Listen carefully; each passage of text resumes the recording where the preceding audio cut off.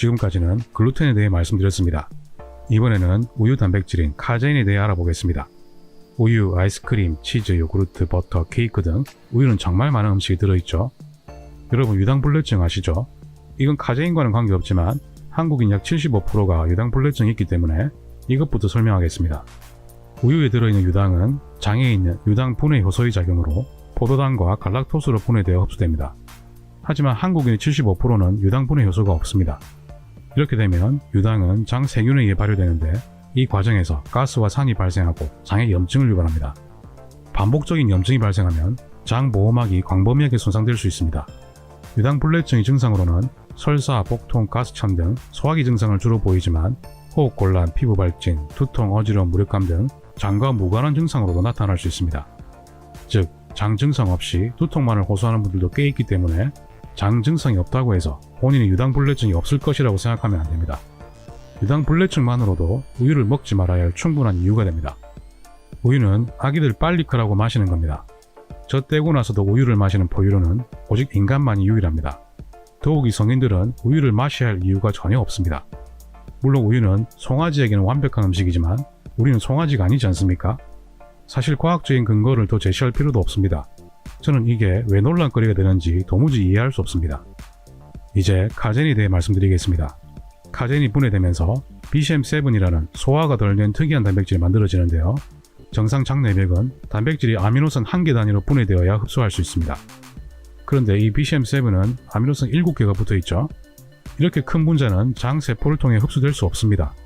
그런데 장 내벽이 손상되어 있는 장 누수가 있다면 이 틈새를 통해 혈액 내로 바로 유입될 수 있습니다. 뿐만 아니라 BCM7 자체도 장에 염증을 일으키면서 장 누수를 유발할 수 있습니다. 이런 물질이 혈액 내에 돌아다니면 면역 세포들은 이들을 확실한 이물질로 간주합니다. 즉 BCM7에 대한 항체가 만들어지고 전신의 면역 반응과 염증 반응이 촉발됩니다. 지금까지 내용을 연구 한 편을 보면서 정리해 보겠습니다. 연구 결과는 상당히 충격적이었습니다. 연구 제목은 자폐증과 조현병은 소화기 질환인가입니다. 자폐증과 조현병이 있는 아이들과 정상 아이들의 글루텐과 카제인에 대한 항체 형성 빈도와 수치를 비교했습니다. 먼저 글루텐 항체를 보겠습니다. 자폐증과 조현병에서는 각각 87, 86%인데 정상 소아에서는 1%만 나왔습니다. 정상 성인에서도 34%로 많이 검출되고 있죠. 혈액에서 글루텐 항체가 검출된다는 것은 장 누수가 동반되어 있다는 뜻입니다. 이번에는 카제인 항체를 보겠습니다. 자폐증과 조현병에서는 무려 90%, 93%인데 정상 소아에서는 7%에 불과했습니다. 여러분 어떻습니까? 이 결과야말로 정말 충격적이지 않습니까? 그리고 자폐증과 조현병, ADHD가 있는 아이들은 글루텐과 카제인 제거 시기로 81%에서 호전을 보였습니다. 정말 놀라운 결과라고 할 수 있습니다. 이번에는 유제품과 파킨슨 위험도에 대한 메타 분석입니다. 1083명의 파킨슨병 환자를 대상으로 우유, 치즈, 요구르트, 버터 섭취에 따른 각각의 위험도를 평가했습니다. 연구 데이터를 보면 우유는 파킨슨병 위험을 45% 증가시켰고 치즈는 26% 증가시켰습니다. 반면에 버터 섭취는 위험을 24% 감소시켰습니다. 버터가 위험을 감소시키는 이유는 버터는 발효 과정에서 카제인과 BCM7 같은 해로운 우유 단백질이 거의 다 사라지기 때문입니다. 게다가 버터에는 부티르산도 들어있기 때문에 장 내벽을 회복시키고 뇌의 염증을 줄여주는 작용도 있습니다. 저는 진료실에서 뇌 척수질환과 신경정신질환, 기타 만성질환자분들에게 유제품은 버터와 초유만 먹자고 말씀드리고 있습니다. 우유와 치즈는 피하는 것이 좋습니다.